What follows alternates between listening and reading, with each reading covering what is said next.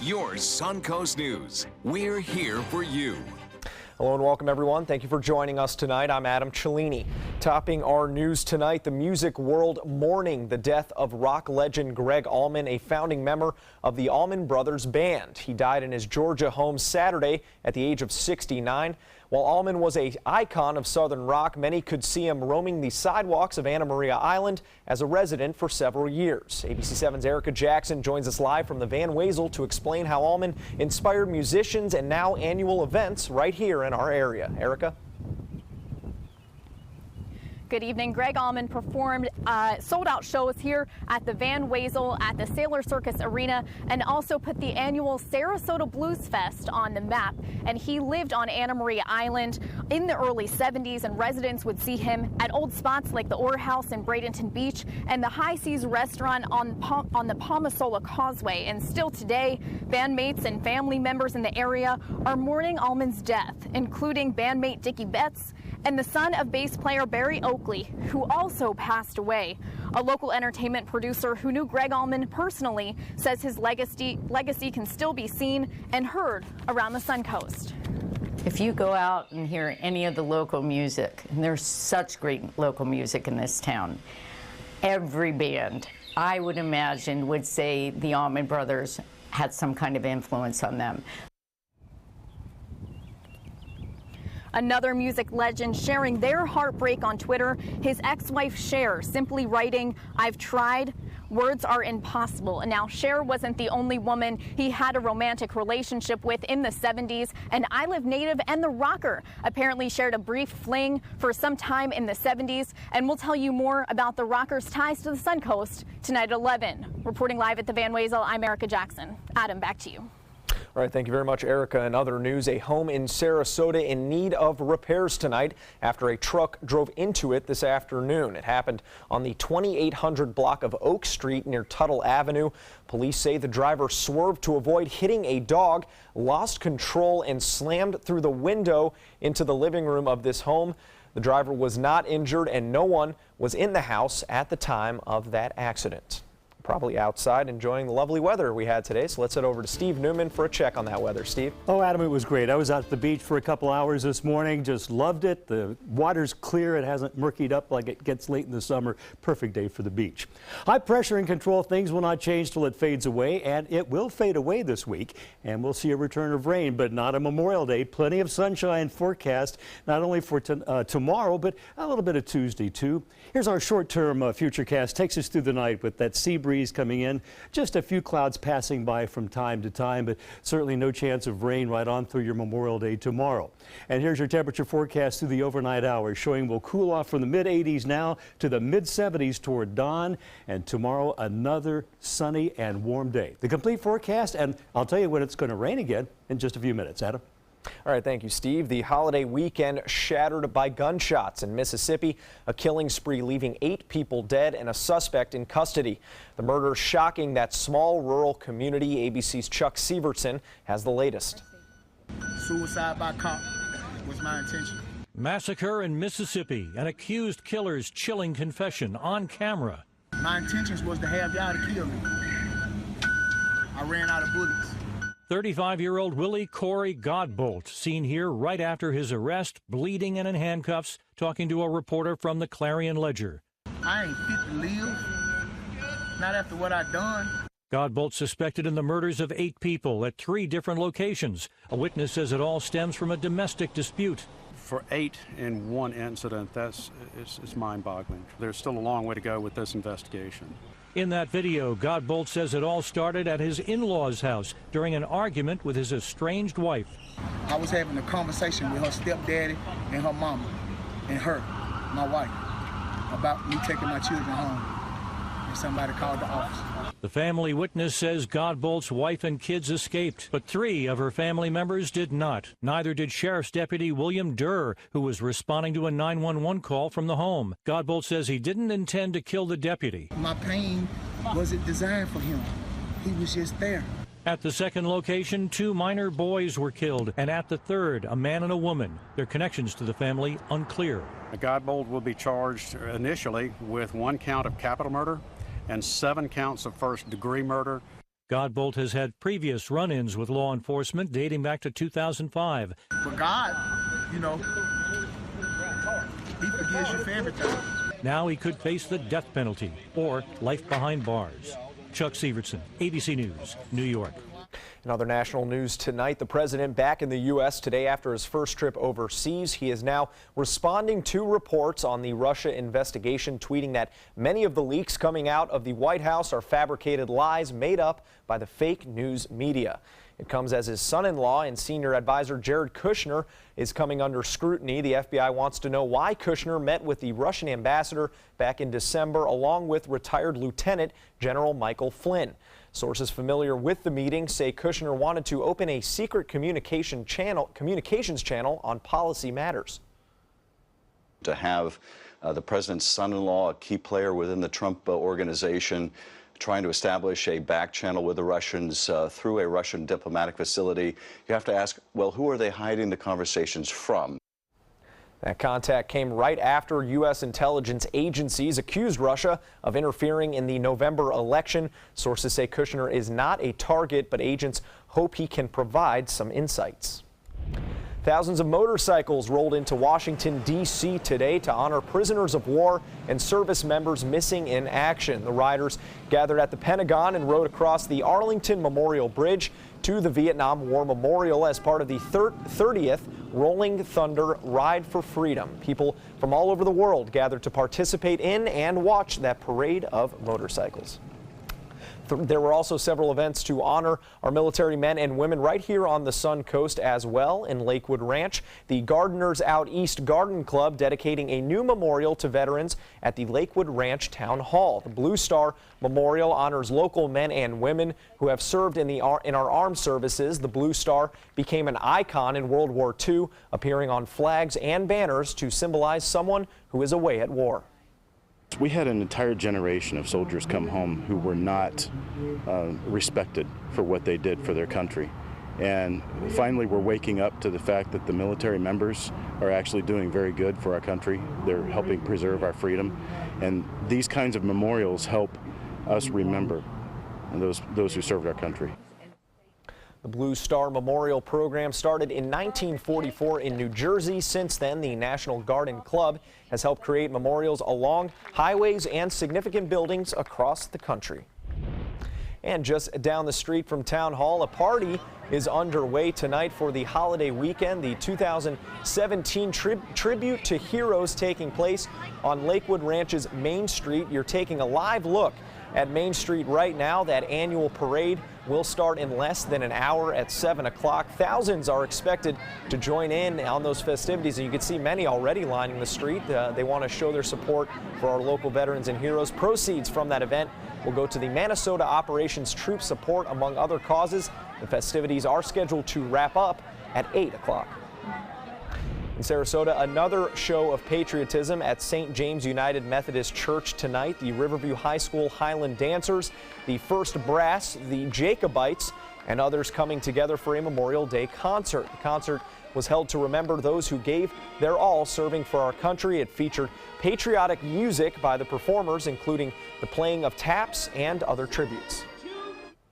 With more events planned for tomorrow for Memorial Day, drivers should take notice of the several road closures in Sarasota. Gulfstream Avenue will be closed from Coconut to McCanch Square beginning at 6 a.m. for the Memorial Day Parade. And starting at 8 a.m., Main Street will be closed from Lynx Avenue to Gulfstream. And both Lynx and Osprey Avenues will be closed from First Street to Ringling Boulevard. And warning, vehicles parked on any of those closed roads will be towed. The parade starts at 10 o'clock and the roads will reopen around 12:30. There's also some office closures to keep in mind tomorrow. All government offices in Manatee and Sarasota counties, of course, closed. Sarasota and Manatee County Area Transit will also not be running bus services. However, the popular Siesta Key trolley will continue to operate. Recreation centers, libraries, and the Department of Health will also be closed. In Sarasota County, trash collection will operate on a normal schedule, but in Manatee County, it will be pushed back a day. For a full list of all the events planned to honor our military men and women on Monday, you can visit our website, mysuncoast.com. Well, still to come here on ABC 7, a spike in cocaine coming through South Florida, where authorities say most of the drug is coming from. Plus, the greatest spectacle in racing, the Indy 500, featuring a spectacular crash in the early goings. Stick around. A promise was made, a promise that hit the beaches of Normandy, a vow that captured Iwo Jima, a contract that weathered Tet, a pledge that stormed the desert in Iraq, an IOU that braved IEDs in Kandahar. A promise was made to America's veterans. DAV fights to keep that promise, so all veterans and their families get the benefits and support they earned. For help, visit DAV.org. ABC 7 My Suncoast News. We're here for you. Watch My Suncoast News wherever you are. On our live stream, on our newly redesigned MySuncoast.com, and a brand new ABC 7 My Suncoast app, powered by the Eye Associates, providing sight for life, featuring traffic maps and live radar, and dining with recipes and all the hottest Suncoast restaurants. Visit MySuncoast.com and click on the mobile tab to download the ABC 7 My Suncoast app for iOS and Android. This is the story of a boy who is very sensitive to lights and sounds. So he built secret hiding places where nothing could get in. The boy didn't like looking people in the eye. It made him feel uncomfortable. One day, he found out he had something called autism. His family got him help, and slowly, he learned how to live with it better. Early intervention can make a lifetime of difference. Learn the signs at autismspeaks.org. Download ABC 7's official Suncoast weather app onto all your devices so you can stay informed wherever you go. With our full-featured weather app, you get weather alerts, interactive radar maps, current conditions, 10-day forecasts, and weather video from ABC 7, all at your fingertips. And it's free. The ABC 7 official Suncoast weather app, sponsored by 1 Hour Air. Just search Suncoast WX in the App Store and download yours today. Your daughter just had her first breakup. Do you A, put yourself in her shoes? B, console her? Don't worry, sweetie. This is gonna happen a lot. Or C, find her a new boyfriend? Nice, single boys.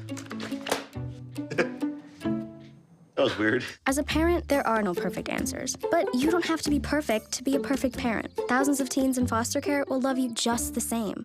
What Florida city is best known for spaceflight? Cape Carnival. Cape Carnival? Close enough. What condiment includes vinegar, molasses, and anchovies? Westchester sauce? Close enough. And now, a word from our sponsors. One-off from the Florida Lottery. Now available for pick 2, 3, 4, and 5 games. Miss by one on any or all numbers and still win. 4 boaters are now safe on land after a rescue effort by the U.S. Coast Guard today. The Coast Guard Southeast Division tweeting these pictures of the rescue this afternoon. A Coast Guard airplane first saw the abandoned boat about 25 miles off the coast of Port Canaveral. 2 adults and 2 children were found in the water a short time later. All 4 were wearing life jackets and no injuries were reported. The cause of that accident is under investigation. And crews with the U.S. Fish and Wildlife Service Fire Management District are battling a 120-acre fire that sparked after a static fire test of a rocket by SpaceX early this afternoon. The fire broke out on a small island near the Kennedy Space Center. Helicopters and a plane have been called to the scene to help battle the flames from the air by dropping some water down. So far, no homes or structures have been threatened. The fire is now 40% contained. The rocket is set to launch next week on a mission to resupply the International Space Station. Officials with the Drug Enforcement Administration say traffickers are bringing more cocaine into South Florida now than at any time in the past decade. Customs and Border Protection officials in Florida saying they've confiscated 61% more cocaine last year over the previous year, 2015. That amounts to nearly 10,000 pounds. According to the Drug Administration, 90% of the cocaine seized in the U.S. can be traced back to Colombia. The South American country has tripled its cocaine production in the past few years. Back on the Sun Coast, One Blood is beginning preparations for hurricane season. Local businesses have started hosting blood drives to build up the blood supply for local hospitals before that season begins. The Big Red bus was parked outside of Walmart on State Road 64 and 53rd Avenue East in Bradenton earlier today. Donors also were able to get wellness checkups while donating blood. It is one of several blood drives planned on the Suncoast in the coming weeks. There will also be blood drives at Lowe's in Sarasota, Bradenton, and Northport next weekend. So the hurricane prep's already underway, Steve, and we are close to that hurricane season. Absolutely. On June 1st, Thursday, we'll have a hurricane special here at ABC 7 starting at 7 o'clock. Everything you need to know to be ready for the upcoming hurricane season, which early indications are it could be a little busy. All right. So. Well, what a great Memorial Day. Out in the water today. It was beautiful. Moat says the water temperature is 82. I think it was more like 79 or 80. A little chilly, but I enjoyed it. Let's take a look at the webcam looking over Sarasota Bay today. And look at the puffy cumulus clouds. Notice they don't go up very high. They're just a couple hundred feet thick. That's because of strong high pressure bringing sinking and drying air over the state. That's what's keeping the rain away, and that high pressure will eventually weaken as the week progresses. Currently at Sarasota Bradenton International Airport, 85, the dew point 72, so the humidity is coming up. I'm sure you can feel that, and it'll be around tomorrow, but it'll be a beach day. It'll be a great day to get outdoors. Just use the sunscreen. Temperatures across the state right now. Miami currently 92. They broke a record today with 96. Tampa 86 right now, 89 at Fort Myers. And it is roasting in parts of our viewing area. Look at this in Sebring and Lake Placid in the mid-90s, but with that cooling onshore breeze only in the low to mid-80s along the immediate Suncoast.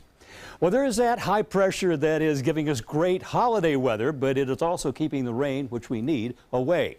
It will eventually fade in the next couple of days, and we'll tell you about that in a minute. But right now, the trouble spots across the country, Texas. Tornado warning was in effect right there just south of Shreveport in far east Texas. That's a big severe thunderstorm watch across a wide area of Texas and Louisiana. Another trouble spot is from about Fort Wayne, Indiana, Indianapolis, Cleveland, Toledo to Erie, Pennsylvania. And look at all these clouds and rain moving up over the northeast from that warm sector of that system. That's keeping it cool on this Memorial Day weekend. Boston only 61 and kind of dreary, 64 in New York City. But go back in the sun, Montreal 77, 76 in Chicago, and I'll tell you, 83 in Seattle. They are loving it. They go crazy when it gets that warm up there because it's generally a lot cooler and dreary.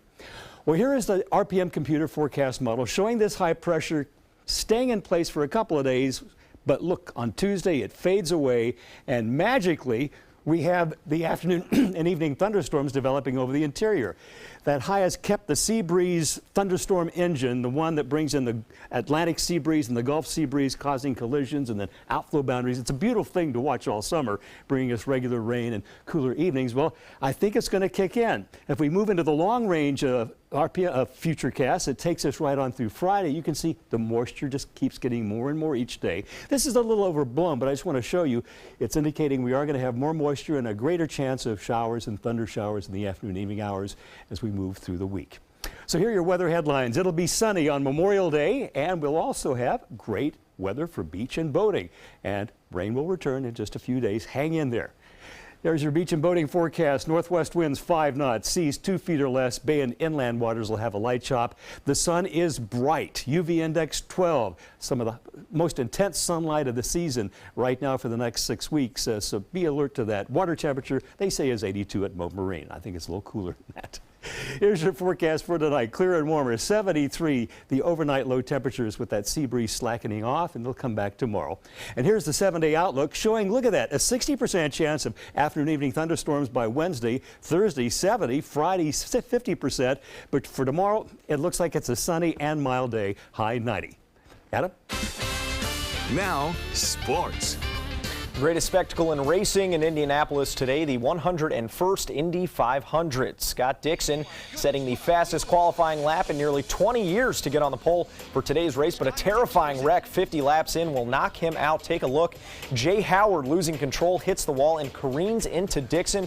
Dixon's car flipping and landing upside down on the barrier wall. Luckily, both Dixon and Howard were able to walk away from that accident. With 20 laps to go, a favorite to win F1 driver Fernando Alonso losing power and knocks him out of his first ever Indy 500. And in the final laps, Helio Castroneves battling Takuma Sato for the win. Takuma taking the lead in the final 5 laps, and he would go on to win. It's beautiful. You know, I grabbed something I left over in 2012, and thanks everyone. I can't thank enough to everyone's support. Sato celebrating his first ever Indy 500 victory. Florida State baseball back in the ACC championship game for a third straight year, taking on North Carolina today. Second inning at Louisville Slugger Field in Kentucky. Tyler Lynch sending one deep to right and into the cheap seats. Solo shot puts the Tar Heels up by 1. On to the 8th, 2 on, no outs. The Noles still down 1. Wild pitch from Josh Hyatt allows Taylor Walls to score easy from third, and the game is tied at 3. Same inning, 2 more on for Drew Mendoza, and the freshman first baseman smashes that changeup from Hyatt all the way into right field. Noles take a 4-run lead, and for the second time in 3 years, Florida State baseball is the champion of the ACC tournament. The Nashville Predators boarded their plane for Pittsburgh on Saturday to the cheers of local fans excited for the franchise's first ever Stanley Cup appearance. Head coach Peter Laviolette is now just the 4th coach to lead 3 teams to a Stanley Cup final. But waiting in Pittsburgh is are the defending champs, practicing on Sunday ahead of tomorrow night's Game 1. I believe we have the type of team that can have success regardless of who our opponent is. And we just have to take what the game presents. I don't want to talk about any Cinderella story or anything. I mean, we've been working extremely hard and getting everything we've earned. Nashville could become the first wild card team to win a Stanley Cup since that system was adopted in 2014. And what happens when an unstoppable force meets an immovable object? The NBA Finals starting Thursday right here on ABC. And for the first time in NBA history, it's the same 2 teams for a 3rd straight year. Cleveland and Golden State have each won the championship once since 2015. After a weekend practice, Cavs forward Kevin Love addressed those who are labeling Cleveland as underdogs in this upcoming series. The whole underdog thing is funny to me because, yeah, at the end of the day, we are defending our title when we're trying to repeat, which is so hard to do. They're the champs, you know, and they're trying to defend that. I think both teams are looking for the challenge of this being a competitive and a memorable series. It's one of the most star-studded finals as well. A combined 7 All-Stars will be taking the floor on Thursday between those 2 teams. More to come here on ABC 7. Stay with us.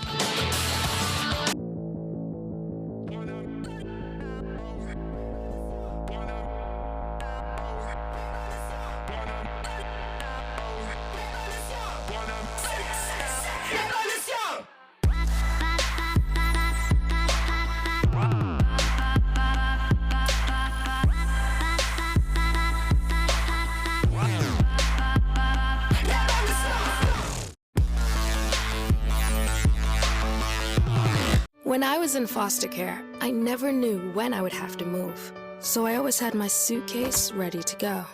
Then one day, I was adopted. My new parents opened their hearts and home to me. My parents cook my favorite breakfast for me every morning. My parents take me on trips I never thought I would go on. They gave me a home and an even better reason to use that suitcase. My parents aren't perfect, but they're perfect for me. Here's something we bet you didn't know. Nearly half of all cancers can be prevented. That's right, half. Nearly 50%, mostly by making small everyday changes in your diet and controlling your weight, walking more, eating less, and eating foods that help you and your family to seriously reduce the risk of cancer. And of course, by not smoking. Visit the Cancer Prevention Together We Can website and get a free 30-day planner filled with tips, recipes, stats, and more about protecting your family. Go to prevent50.org. Are you a soccer mom or dad? Regardless of their age or experience level, when your kids play soccer or any other sport, there's one person on the sideline who is key to help recognize and seek medical care for sports-related concussion. It's you. You need to know the signs and symptoms of concussion, and you need to act if you think your child has been injured. Remember, when in doubt, sit them out. To learn more, go to cdc.gov/concussion. 1001, 1002, 1003, 1004. ABC 7, your Suncoast News. We're here for you weeknights at 5. But is it? It's really just the beginning, right? Have you written a book and want it published but don't know where to start? You're not alone. Page Publishing cuts through the confusion that most new authors face, like copyright protection, barcodes, printing, and digital uploading. We will get your book into bookstores now. We guide you through the publishing maze and help you distribute and sell your work in hard copy and ebook formats. That's right, we will digitize and place your book for sale on Amazon, Apple iBooks, and Google, offering it to millions. Don't waste another minute. Most publishers won't even look at new author submissions, but we're different. We review your book and provide you feedback in about a week. If we decide to publish your book, your work ends and ours begins. From copy editing and proofing to typesetting and book cover art, our team gets you into bookstores fast. Call for your free author submission kit at 800-425-5308. This Memorial Day, historical collectors can snag a rare Civil War item, a document believed to be the only one with the signatures of President Abraham Lincoln and his Union political and military leaders. The 1861 document bears Lincoln and other Union leaders' signatures. It's now valued at $150,000. Other notable signatures include General Robert Anderson, who led the Union Army in the first battle of the Civil War at Fort Sumter, and Lincoln's Secretary of State William H. Seward. Interested buyers have until Monday if they wish to place a bid on this piece of history. Wow. And if you need an excuse to eat a mouth-watering burger or haven't made dinner plans yet, it is National Hamburger Day. Now, if the first known hamburger patty is said to have originated in Hamburg, Germany, that sounds made up. But eating that burger on a bun is an American tradition. Americans alone eat 50 billion hamburgers per year. Whoa. There you go. That's a lot. Well, aren't we supposed to have hot dogs on Memorial Day? I think so, but you can sneak that burger in. Today is National Hamburger Day. And tomorrow will be Memorial Day. And tomorrow's Memorial Day. It's a twofer. So let it fly. Hamburgers and hot dogs. What's more American than that? We're losing exotic animals on a daily basis, and the ones that we have in captivity are really the ambassadors for their wild counterparts. I'm Clayton Rozier from the Big Cat Habitat and Gulf Coast Sanctuary, housing over 150 exotic animals that needed a great home. And if you love animals, please help them. Do it locally. Support your local no-kill shelters, your local wild animal sanctuaries. Make a difference where you can.